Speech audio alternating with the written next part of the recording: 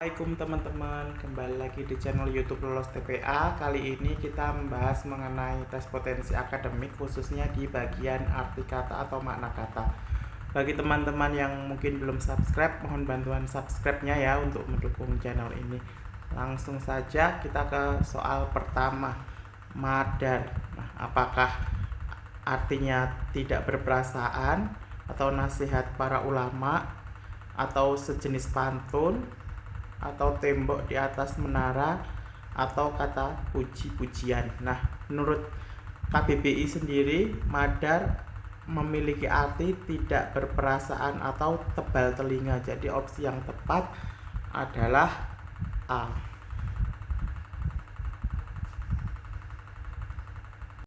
Selanjutnya nomor 2, ganduh. Apakah pertukaran barang, atau bunga majemuk, atau gadai barang, atau tukar tambah, atau jual beli? Menurut KBBI sendiri, berganduh memiliki arti bertukar barang dengan tambahan uang. Jadi opsi yang paling tepat adalah A, pertukaran barang. Selanjutnya nomor 3, perestroika. Apakah penataan kembali, atau pelabelan produk, atau aturan main, atau sentuhan tradisional, atau imbang kata? Nah, menurut KBBI sendiri, perestroika memiliki arti pembaruan dalam berbagai bidang politik, ekonomi, sosial. Jadi opsi yang paling tepat adalah A. Selanjutnya nomor 4, kompulasi.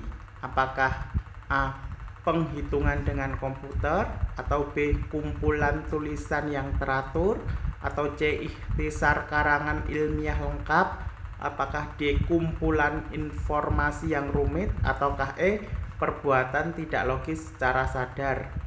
Nah, menurut KBBI sendiri, kompulasi adalah perbuatan tidak logis yang dilakukan secara sadar. Jadi opsi yang tepat adalah E. Selanjutnya nomor 5, interinsuler. Apakah A, antar negara, atau B, antar pulau, atau C, antar kota, atau D, antar bangsa, dan atau E, antar suku? Nah, menurut KBBI sendiri, interinsuler memiliki makna dari pulau ke pulau maupun antar pulau. Jadi opsi yang tepat adalah B. Selanjutnya nomor 6, imperatif. Apakah bersifat memerintah, apakah bertindak menjajah, atau berlaku seperti dinasti, atau berlaku sebagai kerajaan besar, atau E, bertindak memecah belah? Nah, menurut KBBI sendiri, imperatif memiliki makna yaitu bersifat memerintah atau memberi komando, mempunyai hak memberi komando, maupun bersifat mengharuskan. Jadi opsi yang tepat adalah A, bersifat memerintah. Selanjutnya nomor 7, delirium. Apakah A, keterbelakangan mental dengan khayalan, apakah B, gangguan mental ortanoir halusinasi, apakah C, gangguan mental secara ekspert, apakah D, kecerdasan di luar kewajaran, apakah E, kelainan kejiwaan khusus? Nah, menurut KBBI sendiri, delirium memiliki makna gangguan mental yang ditandai oleh ilusi, halusinasi, ketegangan otak, dan kegelisahan fisik. Jadi opsi yang tepat adalah B, gangguan mental ortanoir halusinasi. Selanjutnya nomor 8, nativisme. Apakah A, pemikiran sekelompok orang tentang minoritas, apakah B, modernitas yang mempengaruhi suku pribumi, ataukah C, sikap menolak pengaruh kaum pendatang, ataukah D, aliran penganut ilmu pengetahuan terbaru, ataukah E, paham tentang keterlibatan pihak luar? Nah, menurut KBBI sendiri, Nativisme memiliki makna sikap atau paham suatu negara atau masyarakat terhadap kebudayaan sendiri berupa gerakan yang menolak pengaruh, gagasan, atau kaum pendatang. Jadi opsi yang paling tepat adalah C, sikap menolak pengaruh kaum pendatang. Selanjutnya nomor 9, cikar.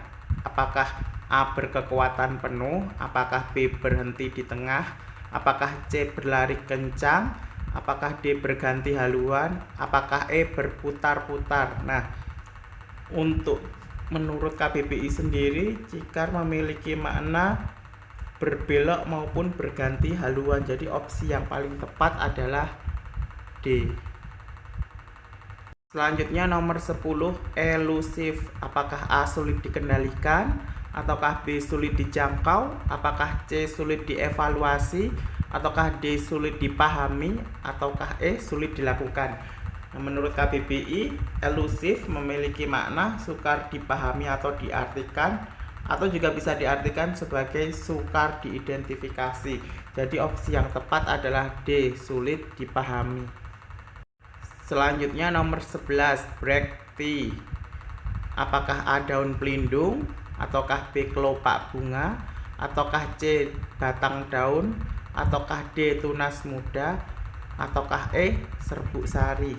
Nah, menurut KBBI sendiri, brekti memiliki makna daun gagang atau daun pelindung. Jadi opsi yang tepat adalah A. Selanjutnya nomor 12, mu'alim. Atau apakah A pembimbing spiritual, apakah B pelopor perubahan, apakah C pelindung umat, apakah D penunjuk jalan, ataukah pelatih fisik. Nah, menurut KBBI, mu'alim itu memiliki makna yang pertama adalah ahli agama atau guru agama, yang kedua adalah penunjuk jalan.